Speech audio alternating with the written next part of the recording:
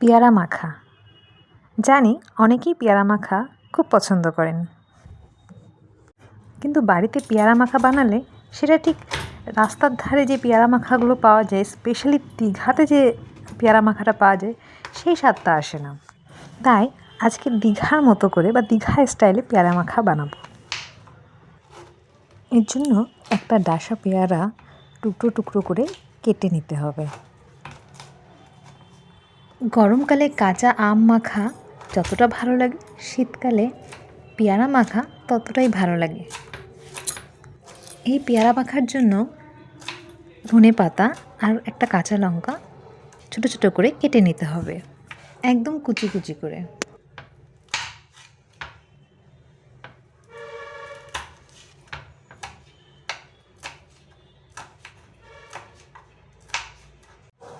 এই যে এই এক টুকরো রসুন এই পেয়ারা মাখার টেস্টটা অন্য মাত্রায় নিয়ে যাবে। এটাও আমরা ছোটো ছোটো করে কেটে নেব। এবার সামান্য নুন দিয়ে এগুলোকে থেতো করে নেব। থেতো করার কিন্তু একটু অন্য স্বাদ হয়, বাটা বা মিক্সিতে দিলে যে স্বাদ হয়, থেতো করলে কিন্তু তার একটু ভালো স্বাদটা আরও ভালো হয়। এই বেলনিটা আমি ভেলোরে গিয়ে কিনেছিলাম।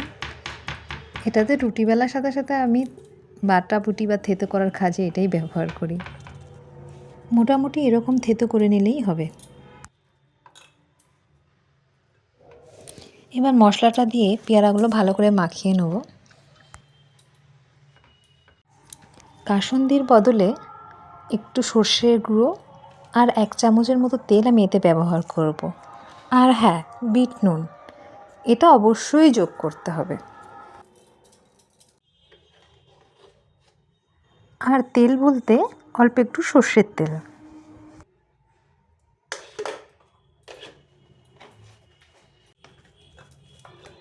চামচ দিয়ে মাখার চেষ্টা করছিলাম, কিন্তু না, ওটা দিয়ে হবে না, হাত দিয়ে লাগাতে হবে এবং হাত দিয়ে ভালো করে মশলাটা মাখিয়ে নিতে হবে প্রত্যেকটা পেয়ারায়। রেডি আমার পেয়ারা মাখা। কী যে ভালো খেতে লাগে বলে বোঝানো যাবে না। আপনারা অবশ্যই ট্রাই করবেন।